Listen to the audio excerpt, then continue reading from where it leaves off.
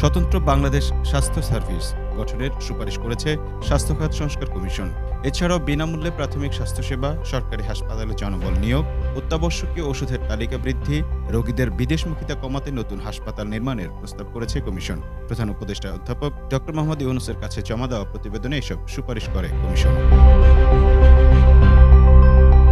স্বাস্থ্য সংস্কার কমিশনের প্রধান সুপারিশসমূহ: স্বতন্ত্র বাংলাদেশ স্বাস্থ্য সার্ভিস গঠন, বিসিএস স্বাস্থ্য ক্যাডারের পরিবর্তে বাংলাদেশ স্বাস্থ্য সার্ভিস নামে একটি স্বতন্ত্র কাঠামো গঠনের প্রস্তাব করা হয়েছে।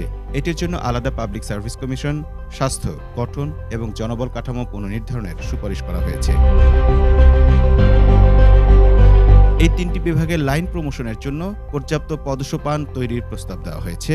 এছাড়া কর্মকর্তাদের জন্য প্রতিযোগিতামূলক পরীক্ষার মাধ্যমে সুপিরিয়র এক্সিকিউটিভ সার্ভিস এ প্রবেশের সুযোগ সৃষ্টির সুপারিশ করা হয়েছে। স্বাস্থ্য শিক্ষা ও সেবা বিভাগ পৃথককরণ, চিকিৎসা প্রতিষ্ঠানগুলোতে একাডেমিক ও সার্ভিস হাসপাতাল হিসেবে ভাগ করে তাদের ব্যবস্থাপনা ও নিয়ন্ত্রণ স্ব বিভাগের অধীনে ন্যস্ত করার প্রস্তাব করা হয়েছে। জনবল নিয়োগ ও উপস্থিতি নিশ্চিতকরণ, নতুন চিকিৎসা প্রতিষ্ঠান স্থাপনের পূর্বেই প্রয়োজনীয় ও দক্ষ জনবল নিয়োগ নিশ্চিত করা এবং উপস্থিতি নিশ্চিতকরণের জন্য ডিজিটাল হাজিরা ও সরেজমিনে তদারকি বাড়ানোর সুপারিশ করা হয়েছে। সরকারি হাসপাতালগুলোতে শয্যা সংখ্যার পরিবর্তে চিকিৎসা গ্রহণকারী রোগীর সংখ্যা এবং সেই অনুপাতে বাজেট বরাদ্দ এবং দালালদের দৌরাত্ম্য অবসানে কার্যকর উদ্যোগ নেওয়ার প্রস্তাব করা হয়েছে।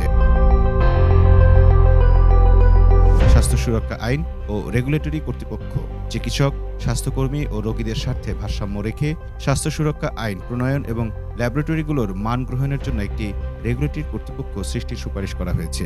সব সরকারি মেডিকেল কলেজ হাসপাতালে, বিশেষায়িত হাসপাতাল, আইএইচটি এবং জেলা ও উপজেলা পর্যায়ের সদর জেনারেল হাসপাতালসমূহে ফিজিওথেরাপির চিকিৎসার জন্য ফিজিওথেরাপি বিভাগ এবং ফিজিওথেরাপিস্ট পদ সৃষ্টির প্রস্তাব করা হয়েছে।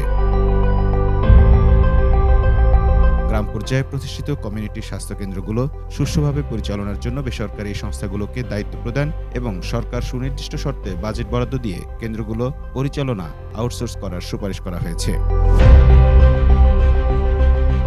Mamun Mahfuz, time news desk.